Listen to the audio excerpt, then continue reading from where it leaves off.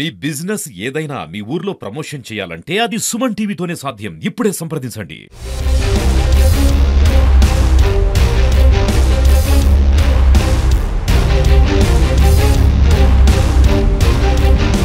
Welcome to Suman TV. నేను మీ ముని. ఆదోని నియోజకవర్గ పరిధిలో గతంలో నాటుసారా ఏరులై పారింది. ఇదే కొండల్లో నాటుసారా గతంలో విచ్చలవిడిగా తయారు చేసి పట్టణంలోనైతేనేమి పల్లెలోనైతేనేమి నాటుసారా యథేచ్ఛగా విక్రయాలు జరిగాయి. అయితే తాజాగా కూటమి ప్రభుత్వం నవోదయ 2.0 ప్రతిష్టాత్మకంగా తీసుకొచ్చింది. నవోదయ 2.0తో నాటుసారా పూర్తిగా నియోజకవర్గంలో అంతమైపోయిందా? నియోజకవర్గంలో విక్రయాలు ఉన్నాయా లేదా? వాస్తవానికి ఇలాంటి కొండల్లో నాటుసారా తయారీ ఆదోని కొండల్లో యథేచ్ఛగా గతంలో ఉండేది. ప్రస్తుతం ఎలాంటి కేసులు నమోదు చేశారు, ఎలాంటి నియంత్రణ చేపట్టారనే మరిన్ని విషయాలను మనం ఎక్సైజ్ సీఏతో కూడా అడిగి తెలుసుకునే ప్రయత్నం చేద్దాం.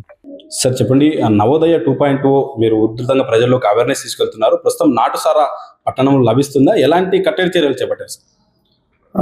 ఇక్కడ ఆదోని ఎక్సైజ్ ప్రొవిషన్ స్టేషన్ పరిధిలో మనకి 2 మండలాలు ఉన్నాయి. ఒకటి ఆదోని మండలం, ఒకటి కౌతాలం మండలం. కౌతాలం మండలంలో మనకి ఐడియా అనేటువంటి ఇదేం లేదు. ఒక ఆదోని మండలంలో ఉంది. ఆదోని మండలం కూడా మనకి టౌన్కి సంబంధించినటువంటి హిలక్స్ ఏరియా, అంటే మనకి మ్యానుఫ్యాక్చరింగ్ అంతా హిలక్స్ ఏరియాలో ఉంటుంది. దగ్గర దగ్గర ఒక 20-30 కిలోమీటర్ల ఏరియా ఉంటుంది. కొండలు చాలా విపరీతంగా ఉంటాయి. దాంట్లో మనం వివిధ రకాల ప్లేర్లతో వాళ్ళు పిలుచుకుంటారు. గోవమస్ ఉందని, అప్సరాల గుట్ట అని, లైక్ దట్ తాయ మొబైల్ అని, ఇలాంటి ప్లేస్లో ఉన్నాయి. గతంలో చాలా ఎక్కువ మంది చేసేవాళ్ళు, ఒక దగ్గర దగ్గర 100 నుంచి 150 మంది. మనం వచ్చి ఇక్కడికి ఎక్సైజ్ యూనిఫికేషన్ అయిన తర్వాత అక్టోబర్ లాస్ట్ ఇయర్ అక్టోబర్ నుంచి స్టార్ట్ చేసాము. తర్వాత మనకి ఫిబ్రవరి 19 నుంచి నవోదయం 2.0 స్టార్ట్ అయింది. దాని మీద మా సీనియర్ ఆఫీసర్స్ ఇన్స్ట్రక్షన్స్, మా జిల్లా అధికారులు, సూపీరియర్ ఆఫీసర్స్ ఇవ్వడం వల్ల దాన్ని ఒక ఛాలెంజ్గా తీసుకొని మాకు ఈ రెగ్యులర్ రైడ్స్ కండక్ట్ చేయడం, అంటే దీన్ని ప్రిపరేటరీ స్టేజ్ లాగా ఒక్కొక్క స్టేజ్గా తీసుకొని వచ్చారు. దీంట్లో ఫస్ట్ స్టేజ్లో మనం అవేర్నెస్ క్యాంపులు పెట్టడము, ఆ తర్వాత గ్రామ సభలు పెట్టడము, ఆ పబ్లిక్ సర్పంచ్ని, సెల్ఫ్ హెల్ప్ గ్రూప్స్ని, రెవెన్యూ వాళ్ళని, police law and order including అందరితోటి అవేర్నెస్ క్యాంపులు పెట్టి వాళ్ళ అవగాహన తీసుకురావడము. దానివల్ల సమాజానికి చెడ్డ పేరు వస్తుంది, హెల్త్ పరంగా ఎట్లా ఉంటుంది, దాని ఇంపాక్ట్స్ ఫస్ట్ ఆ స్టేజ్. దాని తర్వాత మేము తీవ్రంగా ఎన్ఫోర్స్మెంట్ వర్క్ స్టార్ట్ చేసాము. ఎక్కడైతే మనకి మ్యానుఫ్యాక్చరింగ్ తయారవుతుందో అవి ఫస్ట్ మనం ఐడెంటిఫై చేసుకొని, దానికంటే బిఫోర్ మనము ఇక్కడ అబిచువల్ అఫెండర్స్ లిస్ట్ ఏమన్నా ఉందని, గతంలో ఇక్కడ మన పాత కేసులు ఉన్నది అవంతా లిస్ట్ అవుట్ చేసుకొని, దీంట్లో మ్యానుఫ్యాక్చరర్స్ ఎవరు, సెల్లర్స్ ఎవరు, ట్రాన్స్పోర్టర్స్ ఎవరు అనేటువంటి విడిభాగాలుగా కొట్టుకొని వాళ్ళ మీద ఫోకస్ పెట్టి మనకు కరెక్ట్గా అక్కడ ఈ కొండల్లో ఏ ఏరియాలో ఎవరెవరు బట్టి తయారు చేస్తారు, ఎవరెవరు వెళ్తారో, ఎక్కడికి వెళ్తారు, ఏ టైంలో వెళ్తారు, ఇలాంటి కాంక్రీట్ ఇన్ఫర్మేషన్ బేస్ చేసుకొని మనం రెగ్యులర్ రైడ్ స్టార్ట్ చేయడం జరిగింది. ఎస్హెచ్ఓగా మన స్టేషన్లో ఉన్న స్టాఫ్తో మనతో పాటు, అలాగే మన కర్నూలులో మనకి ఏసీ సార్ ఉంటారు, ఎన్ఫోర్స్మెంట్ వింగ్ వాళ్ళు ఉంటారు, తర్వాత టిఫిన్ స్క్వాడ్ ఉంటుంది, అది సూపరింటెండెంట్ గారికి ఉంటుంది. ఓవరాల్గా మా డిప్యూటీ కమిషనర్ మేడం గారు ఇన్ఛార్జ్ ఉంటారు ఉమ్మడిలాగా. ఈ 2 టీములతోటి మనము 3 కలిసి కోఆర్డినేట్ చేసుకుంటూ రెగ్యులర్ రైడ్స్ ఆల్టర్నేట్ డేస్ ప్రకారం చేసుకుంటూ మ్యానుఫ్యాక్చరర్స్ని ఏవైతే ఉన్నారో ఫస్ట్ దాన్ని బ్రేక్ చేసి, అయితే మనకు సీన్లో ఎలా ఉంటుందంటే, మనం వెళ్ళినప్పుడు ఫీల్డ్లో వాళ్ళు ఒక్కొక్కసారి మనం చూసి మన మూవ్మెంట్ చూసి కొండలు ఎక్కాలి కాబట్టి ఐడెంటిఫై చేస్తారు. వాళ్ళు కొండలు అక్కడక్కడ ఉంటారు, వాళ్ళ ఇన్ఫార్మర్స్గా వాళ్ళు మనం చూసి పారిపోయే అవకాశం ఉంటుంది. సో మనం అక్కడికి వెళ్ళిన తర్వాత పర్టికులర్గా వీళ్ళు ఐడెంటిఫై చేసి మళ్ళీ మనం ఇంటికి వచ్చి వాళ్ళ ఇళ్ళ దగ్గర ఎంక్వైరీ చేసిన తర్వాతనే వాళ్ళు ఇన్వాల్వ్ చేస్తాం. అక్కడ ఏమైతే వాష్ తయారవుతుందో దాన్ని డిస్ట్రాయ్ చేస్తాము, ఇక్కడ ఉన్న ప్రాపర్టీ సారాయిని సీజ్ చేస్తాము, వాళ్ళ కేసులు ఇన్వాల్వ్ చేస్తాం. దీనికంటే ముందు మేము ముందు చర్య ఏం చేసామంటే, ఈ అవేర్నెస్ క్యాంపులు పెట్టిన దాంట్లో భాగంగానే దీనికి రా మెటీరియల్ అనేది మెయిన్ బెల్లం అనేటువంటిది చాలా ప్రధానమైనటువంటిది. ఇది అసలు బెల్లమే లేకపోతే అసలు మ్యానుఫ్యాక్చరింగ్ అయ్యే అవకాశం లేదు. సో దాని మీద మేము ఇక్కడ ఉన్నటువంటి బెల్లం సంబంధించిన పెద్ద అవేర్నెస్ క్యాంపులు పెట్టాము. దీంట్లో ఫస్ట్ మేము హోల్సేల్ ఎవరైతే ఉన్నారో వాళ్ళని తీసుకొచ్చి వాళ్ళకి కౌన్సిలింగ్ ఇచ్చి డైరెక్ట్గా సప్లై చేస్తే మిమ్మల్ని కూడా ఇన్వాల్వ్ చేస్తామని చేయడం జరిగింది. దట్ వాళ్ళు బైండ్ ఓవర్ కూడా చేయడం జరిగింది. ఆ అవేర్నెస్ క్యాంపులు వీళ్ళు ఏం చేశారంటే, మేము వాళ్ళు ఎవరి 15 రోజులకు ఒకసారి వాళ్ళ రిపోర్ట్స్ కూడా తీసుకుంటున్నాం. ఆ తర్వాత వీళ్ళ నుంచి డైరెక్ట్గా వాళ్ళకి వెళ్ళేది బంద్ అయిపోయింది. అది మంచి రిజల్ట్ వచ్చింది. దాని తర్వాత వీళ్ళు జనరల్ స్టోర్స్కి వేయడం మొదలుపెట్టారు. అంటే కామన్గా అది ఒక 30 kgs అట్లా హోల్సేలర్స్ కాబట్టి. ఇక్కడ మనకు ఒక ఛాలెంజ్ ఏం తగిలింది, జనరల్ స్టోర్స్ అయితే ఎవరైతే ఉన్నారో వాళ్ళ దగ్గర నుంచి సప్లై తీసుకోవడం స్టార్ట్ అయింది. అందుకే వాళ్ళ మీద ప్రత్యేకంగా దృష్టి పెట్టి వాళ్ళకి మళ్ళీ కౌన్సిలింగ్ మొదలుపెట్టి వాళ్ళని కూడా ఇన్వాల్వ్ చేసి ఒక 4-5 మనం జైలు కూడా రిమాండ్ చేయడం జరిగింది. దీని ఇంపాక్ట్ తోటి చాలా చాలా కంట్రోల్ అయింది. మనం కొన్ని కండిషన్ ఇన్స్ట్రక్షన్ కూడా పెట్టాము.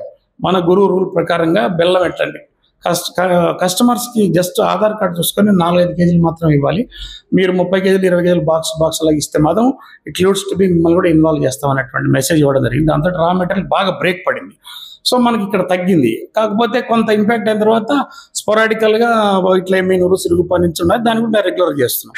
సో ఇందులో భాగంగానే మనం రెగ్యులర్గా ఇలా కేసులు పెట్టడము, తర్వాత వాళ్ళని ఇన్వాల్వ్ చేయడము, తర్వాత ఎవరైనా సెల్లర్స్ దొరికితే వాళ్ళని తీసుకొచ్చి అరెస్ట్ చేసి వాళ్ళకు మ్యానుఫ్యాక్చరింగ్ ఎవరు సప్లై చేశారు ట్రాన్స్పోర్టర్స్ వాళ్ళని ఇన్వాల్వ్ చేయడం, వాళ్ళ ద్వారా మళ్ళీ వాళ్ళకి బెల్లం మ్యానుఫ్యాక్చరింగ్ ఎవరి ద్వారా వచ్చినారు, ఇట్లా బ్యాక్వర్డ్ ఫార్వర్డ్ లింక్లో కూడా మనం వాళ్ళు ఇన్వాల్వ్ చేసి రిమాండ్ చేయడం. దీని ఇంపాక్ట్ చాలా బాగా జరిగింది. దీంతో మనం అప్పట్లో ఈ కేసులు వచ్చేసి 5 కేసులే 31 పెట్టాము. 712 లీటర్లు సారాయిని సీజ్ చేయడం జరిగింది. తర్వాత వాష్ కేసులు వాష్ ఇది కలిపి ఇది వచ్చేసి ఒక 30 కేసులు పెట్టాము. 12,575 వాష్ బెల్లం కొట్టుకు ధ్వంసం కూడా చేయడం జరిగింది. దీంట్లో కనీసం అంటే మనం ఒక్కొక్కరి మీద 2 కేసులు కూడా పెట్టడం జరిగింది, 3 కేసులు. పీడీ యాక్ట్ కూడా ఒక 2 వ్యక్తులు కూడా మేము రెడీ చేసుకున్నాము. దీంట్లో భాగంగానే మనం బ్రీచ్లు చేయించాం. అంటే రిపీటెడ్గా ఎవరైనా ఉంటే 14 మందిని మనం మరొకరి దగ్గర కన్సల్ట్ ఎగ్జిక్యూటివ్ మేజిస్ట్రేట్ ప్రొడ్యూస్ చేస్తే వాళ్ళకు బ్రీచ్ చేసి ఫైన్ కూడా వేయడం జరిగింది. బైండ్ ఓవర్లు కూడా మేము విపరీతంగా చేసాం, దగ్గర 102 బైండ్ ఓవర్లు కూడా చేసాం. సో ఈ మన అవేర్నెస్ క్యాంపులు, మనం రెగ్యులర్ రైట్స్ వాష్ డిస్ట్రాయ్ చేయటము, ఫైనాన్షియల్గా వాళ్ళకి దెబ్బ కొట్టడము, తర్వాత బెల్లం ఎక్కడైతే ఉందో రా మెటీరియల్ వాళ్ళని కంట్రోల్ చేయటము, వాళ్ళని బైండ్ ఓవర్ చేయటము.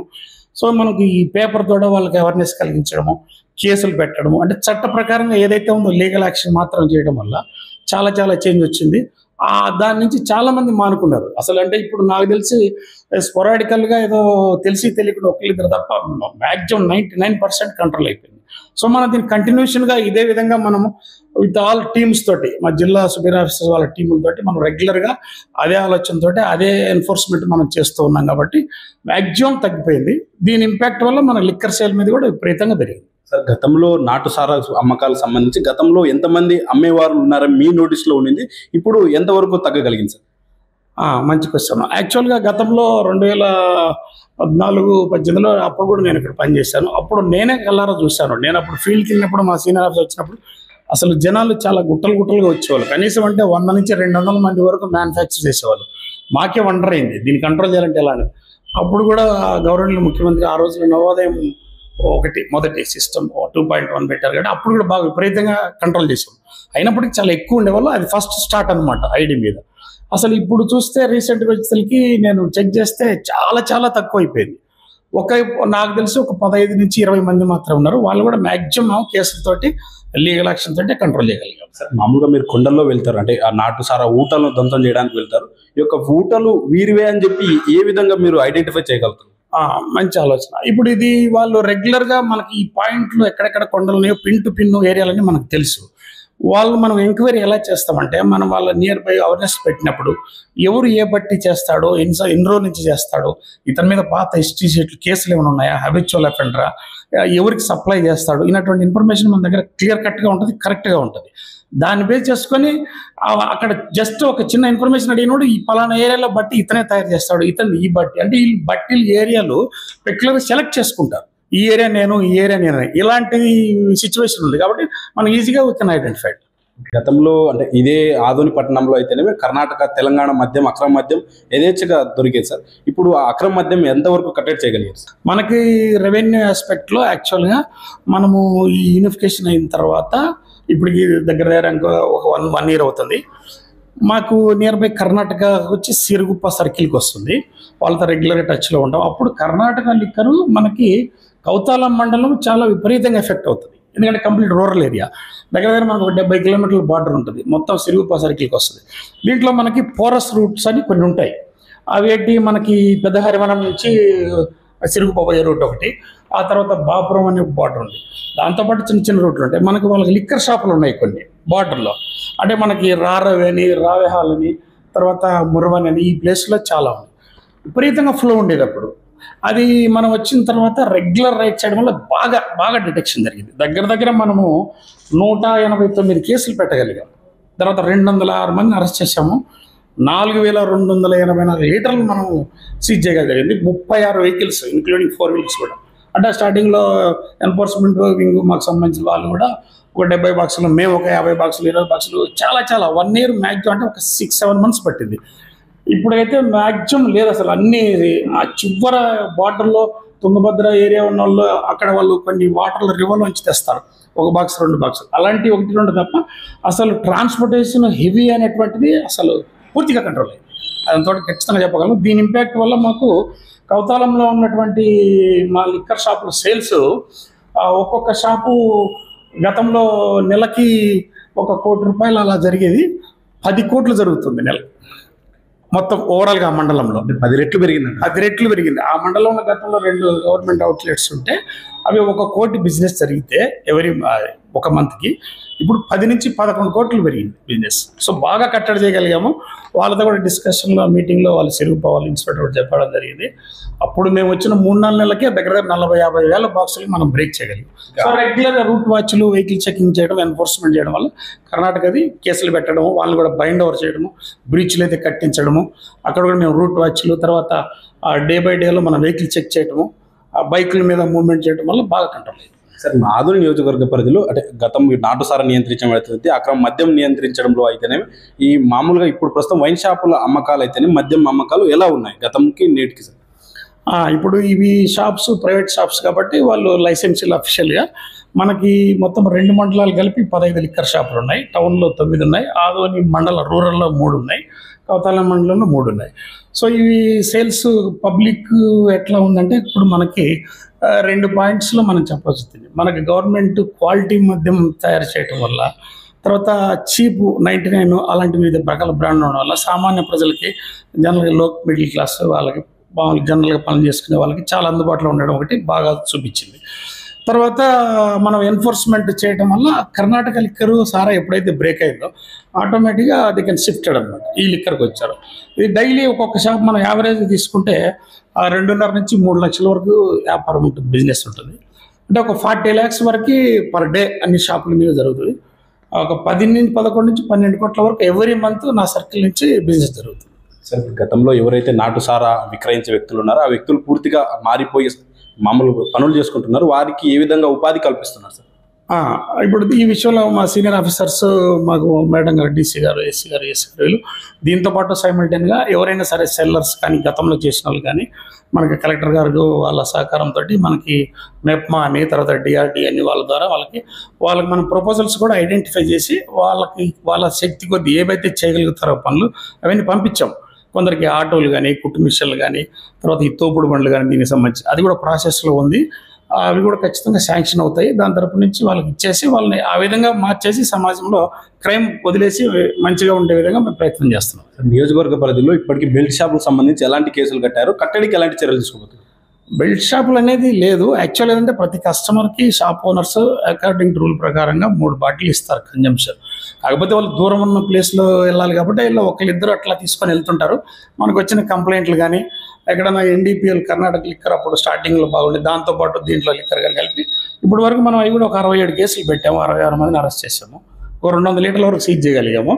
అది అసలు పెద్ద విషయం ఏం కాదు, చాలా కంట్రోల్ చేస్తాం. అసలు లేదు అసలు దాని గురించి, వాళ్ళు ఏమన్నా సరే లిక్కర్ షాప్లోనే అమ్ముకుంటా. ఇప్పుడు పర్మిట్ రూములు కూడా వచ్చినాయి కాబట్టి రీసెంట్గా అసలు ఆ ప్రాబ్లం కూడా ఉండదు. అక్కడే కస్టమర్స్కి వాళ్ళు బాటిల్ ఇస్తారు కాబట్టి వాళ్ళే కూర్చొని స్నాక్స్ అవి కూడా ఇస్తారు కాబట్టి సేల్స్ కూడా పెరిగే అవకాశం 100% ఉంటుంది. చివరిగా చెప్పండి సార్, నియోజకవర్గ పరిధిలో మీ సర్కిల్ పరిధిలో నాటుసారా విక్రయం అయితేనేమి అక్రమ రవాణా చేసే వ్యక్తులకైతేనే ఏం చెప్తారు సార్ చివరిగా? ఒకటే, ఇప్పుడు మనం గవర్నమెంట్ యొక్క ప్రధానమైనటువంటి ప్రయారిటీ ఏంటంటే మన యొక్క ఎక్సైజ్ రెవెన్యూ పెరగాలి, మన యొక్క లిక్కర్ సేల్స్ పెరగాలి. అది పెరగాలంటే మనకి క్రైమ్ కంట్రోల్ చేయాలి. క్రైమ్ కంట్రోల్ చేయాలంటే సారాయి, Karnataka liquor, Telangana liquor, NDPL non duty paid liquor అంటాం. ఇది మాత్రమే దాన్ని అడ్డుకట్టేయగలదు. దాన్ని మనం బ్రేక్ చేయాలి. మా జిల్లా అధికారుల సహకారం మాకు అద్భుతంగా ఉంటుంది. మా డీసీ మేడం కానీ, ఏసీ గారు, ES గారు, ఈ టీముల సహకారము ఎప్పటికప్పుడు మేము దీని మీద వాచ్ చేస్తుంటాం, ఎప్పుడప్పుడు ఇన్ఫర్మేషన్ పెడుతుంటాము. ఈ విధంగా కంట్రోల్ అవ్వడానికి మనం చేయాల్సిన చర్యలు అన్ని చర్యలు చేసాము. కొందరు ట్రాన్స్పోర్టర్స్ అక్కడక్కడ ఉంటారు, NDPLలో కానీ, తర్వాత సాయిలో కానీ ఉంటారు. ఐడీలో మనం ఒక 3-4 కేసులు అయిన వాళ్ళ మీద మనం పీడీ యాక్ట్లు కూడా మనం ప్రిపేర్ చేసాము. గతంలో చేసిన వర్కే పీడీ యాక్ట్లు అనేది వేస్తే ఆటోమేటిక్గా దాని రెప్లికేషన్స్ ఎక్కువ ఉంటుంది, దాని ఇంపాక్ట్ కూడా ఎక్కువ ఉంటుంది. అది కూడా ఒక 2-2 వ్యక్తులను కూడా మేము రెడీ చేసాము, అది కూడా జరుగుతుంది. NDPLలో మనకి ట్రాన్స్పోర్టర్స్ స్టార్టింగ్లో మనం ఐడెంటిఫై చేసాము ఒక 2 వాళ్ళు కూడా దాన్ని ఎక్స్టర్నమెంట్ కింద మనం వాళ్ళని ట్రీట్ చేసి జిల్లా బహిష్కరణ కింద ఆ ప్రపోజల్ కూడా రెడీ చేస్తాం. సో మెసేజ్ అయితే గట్టిగా ఇచ్చేది ఒకటే, కర్ణాటక లిక్కర్ ఎవరైతే తయారు చేసినా బయట నుంచి ట్రాన్స్పోర్ట్ చేసినా అమ్మినా కూడా ఉపేక్షించే ప్రసక్తే లేదు. ఖచ్చితంగా జిల్లా బహిష్కరణ చేస్తాం. రిమాండ్ చేసి పీడీ యాక్ట్ల వరకు పోతుంది. ఐడి అయితే అసలు ఎటువంటి పరిస్థితుల్లో ఉపేక్షించేది లేదు దాంట్లో. అది ఎన్ని అడ్డంకులు వచ్చినా కూడా ఇది ఖచ్చితంగా మానుకోవాల్సిందే.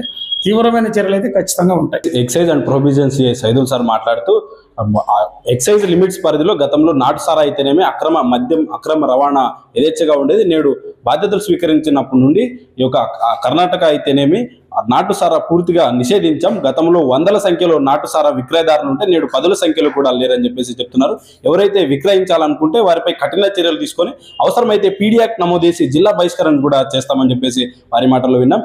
ఇక మద్యం విషయానికి వస్తే గతంకి నేటికి అధికంగా విక్రయాలు పెరిగాయి. దీంతో ఎక్సైజ్ శాఖకు కూడా ఆదాయం పెరిగిందని చెప్పి వారి మాటల్లోనే మనం విన్నాం. బెల్ట్ షాపులు నిర్వహిస్తే కనుక కఠిన చర్యలు ఉంటాయని చెప్పేసి వారి మాటలు విన్నాం. కెమెరా పర్సన్ హరితో ముని, సుమన్ టీవీ, ఆదోని.